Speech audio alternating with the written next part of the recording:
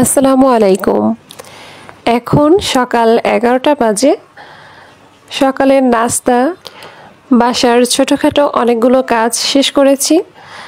এখন আমার রুম পরিষ্কার করে নিচ্ছিলাম আর ফ্লোর সুন্দর করে ঝাড়ু দিয়ে মুছে নিব। কাজগুলো একটু দ্রুত সময়ে করছিলাম। দুপুরে রান্না করব। আমি বেশিরভাগ সময় সকালবেলায় রান্নার কাজটা করে রাখি। তো আজকে ভাবলাম দুপুরবেলায় রান্না করব।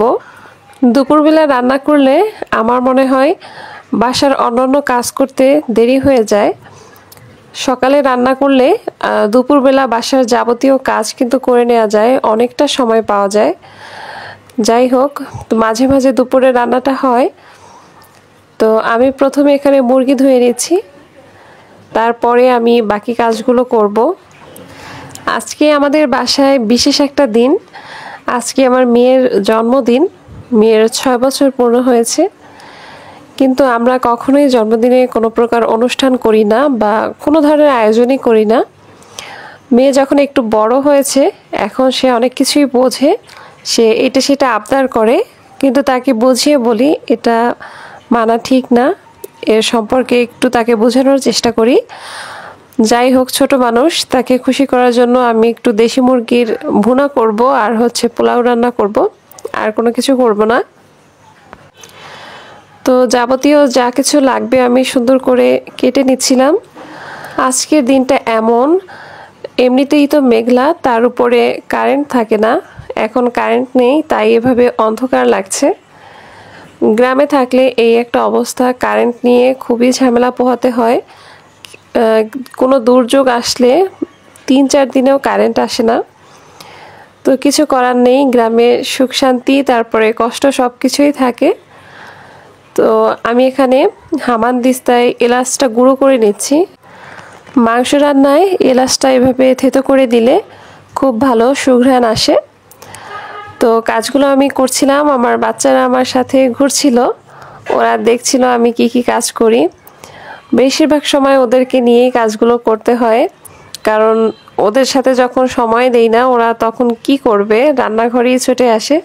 আর আমার রান্নাঘরটা এত ছোট যে ওদেরকে নিয়ে কাজ করতে গেলে শুধু ধাক্কা খাই, এমন একটা অবস্থা। এখন আমি রান্না করতে যে মশলা লাগবে সেগুলো একটু গুছিয়ে নিচ্ছিলাম। রান্নার সময় হাতের কাছে সব কিছু গোছানো থাকলে রান্নাটা অনেকটাই সহজ হয়ে যায়। তাড়াহুড়ো করতে হয় না বা কোনো কিছু দিতে ভুল হয় না। আর নয়তো দেখা যায় 2-1টা উপকরণ লাস্টের দিকে দিতে হয়, খেয়াল থাকে না। তো সব কিছু দিয়ে আমি সুন্দর করে ম্যারিনেট করে 10 মিনিট রাখবো। হাতে সময় থাকলে বেশি সময় ধরে রাখা যায়, তবে আমি আজকে খুব তাড়াহুড়ো করছিলাম, কারণ আমি অলরেডি লেট করে ফেলেছি। রান্না করছিলাম আর ভাবছিলাম দিনগুলো কত দ্রুত পার হয়ে যাচ্ছে। এই সেদিন আমার মেয়েটা আসলো, আর সে এখন 6 বছর পূর্ণ করে ফেলেছে। 7 বছর শুরু হয়ে গিয়েছে। তো এগুলো ভাবছিলাম, পিছনের অনেকগুলো স্মৃতি মনে পড়ছিল। আমার একটা ছেলেও আছে, ছেলের বয়স 3 বছর। তো তাদেরকে নিয়েই খুব ভালো একটা সময় কাটে। তো ওদের জন্য এমনিতে তো কত কিছুই আয়োজন করি, আমি বাসায় কেক বানিয়ে প্রায় সময় নাস্তা করাই, কিন্তু আজকে কেকও তৈরি করিনি। ভাবলাম এ ধরনের কিছু ওর মাথায় দেয়া যাবে না।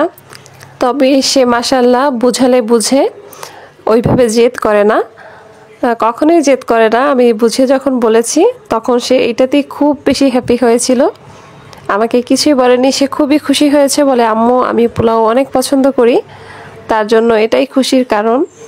এদিকে কথা বলতে বলতে আমার রান্নাগুলো কিন্তু হয়ে গেছে। 2টা খাবারই অসম্ভব মজা হয়েছে।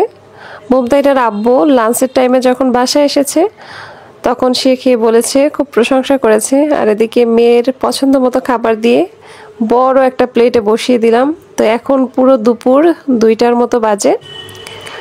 তো রান্নার পরে যে কয়টা হাঁড়িকুড়ি বের হয়েছে সেগুলো পরিষ্কার করে নিব। তো এখন একবার ধুবো, তারপরে খাওয়ার পরে যেগুলো বের হবে ওগুলো একটু পরে ধুবো। একসাথে সবগুলো জমা করলে ধোয়ার সময় কষ্ট হয় বা জায়গা ম্যানেজ করতে কষ্ট হয়, তো ওই ঝামেলায় আর যাই না। যখন রান্না শেষ হয় তখন ভালোভাবে সব পরিষ্কার করে দ্বিতীয়বার আবার ধুয়ে নিই।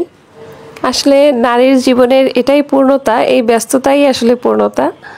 এই ব্যস্ততা না থাকলে তাহলে জীবনটা তো সুন্দর হবে না। সংসার মানেই ব্যস্ততা থাকবে। আমার খুব ভালো লাগে এই কাজগুলো করতে, যেহেতু আমিও মানুষ, কষ্ট তো মাঝে মাঝে হবেই, কিন্তু বেশিরভাগ সময় একটা তৃপ্তি ফিল করি।